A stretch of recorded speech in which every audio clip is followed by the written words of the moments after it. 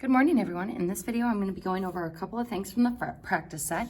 So first, looking at number 9 on the first page, we've got f of x equals the absolute value of x plus 3, and it wants us to state the domain and the range. Now, even though it's a transformation of the parent function because of that plus 3 there, we still know that any absolute value graph has a domain of all real numbers. So negative infinity to positive infinity using that interval notation. Now the range is a little bit trickier because we don't know how this transformation is moving the vertex of our function. So folks, we actually are going to use our calculator on this one. Later on in the chapter, we'll see how we can determine the domain and range exactly using our transformation rules. But let's go ahead and go to our y equals, clear out any junk that's in there. And to type in that absolute value notation, you are going to hit math, select number, and then abs for absolute value. So following those steps, math, arrow over to the number tab. That first item is abs for absolute value, and notice that it puts the absolute value bars. Older calculators, it's probably just going to do ABS and then the parentheses. So now we can type in x plus 3, and if I hit graph, notice my calculator's all wonky because I was just doing some scatter plots yesterday. So zoom 6 to orient ourselves about the origin, and we can see that there's our absolute value graph. And if you weren't sure about the domain being all real numbers here, just from looking at the equation, we can now see that it's definitely all real numbers because it goes all the way left and all the way right. The entire x-axis gets covered. Now, as far as my range goes, sometimes students look at that vertex at negative 3, 0, and they want to do something with that negative 3. The negative 3, 0 is the starting point, the vertex, but it doesn't affect our domain because all those x values are still getting covered. It's actually the y value of our vertex that affects our range. So our starting y value is 0 with a bracket because we actually get that value covered going up towards infinity. So remember, domain left to right, range bottom up, negatives to positives. And that would be our domain and range for this one. So you could draw a little sketch if you want, but that numeric key for typing in the absolute value will be helpful to you. On the next problem, number 10, we've got ourselves a quadratic function. Now, just like we were able to determine the domain was all real numbers for this, we should know that quadratics also have a domain of all real numbers. There's no limit to what we can plug in.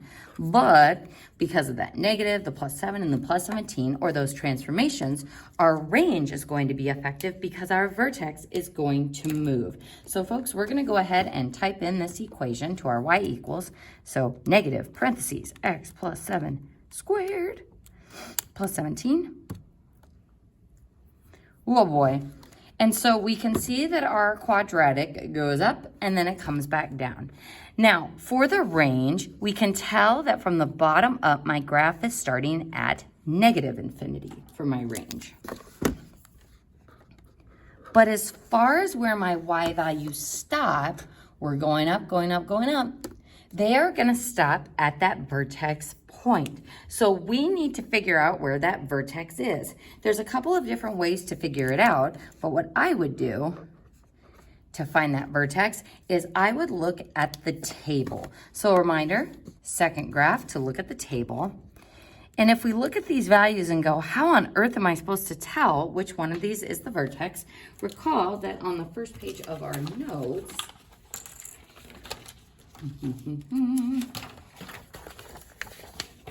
on the first page of our notes, anytime you have a quadratic vertex, you're going to have range repeats around it. So folks, here, my vertex is 0, negative 3, because I'm getting range repeats of negative 2 and 6 and 22 around that central point. I actually can use this same strategy for absolute values as well. So I see around that central vertex point, I am getting range repeats.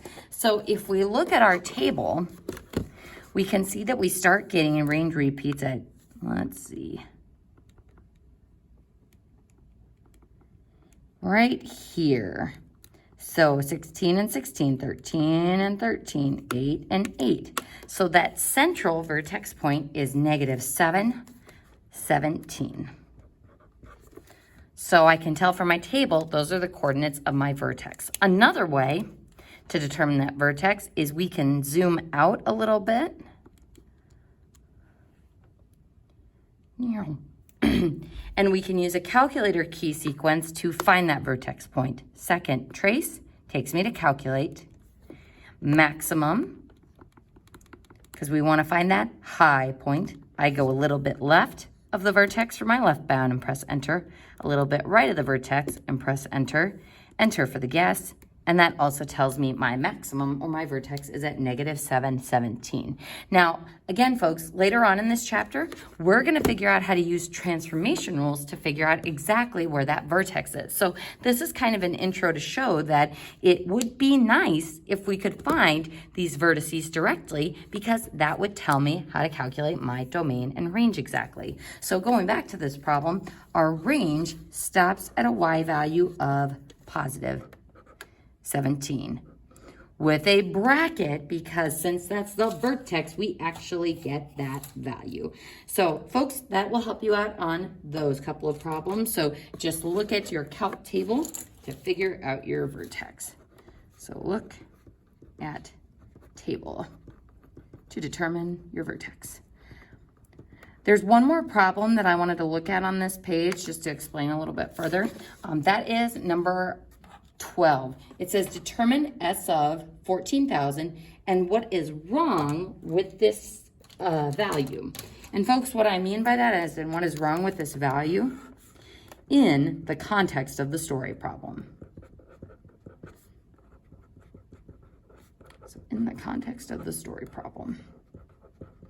So kind of asking realistically what is wrong with that value. On the next page, for the instructions, it says name the basic function and write the equation. Folks, I strongly recommend that you do this page without looking at your notes. So what you might want to do is study the Dirty Dozen or the 12 basic functions first, and then do this assignment page after you have studied them. Also on this page, I just want to go into some clarifying on these graphs below, because it is kind of tough to see the scale there. I want you to note that there is a vertical asymptote on this graph at x equals 0, and a horizontal asymptote here at y equals 4. And that will help you see where the graph is leveling off with determining the domain and the range. Also on number 15,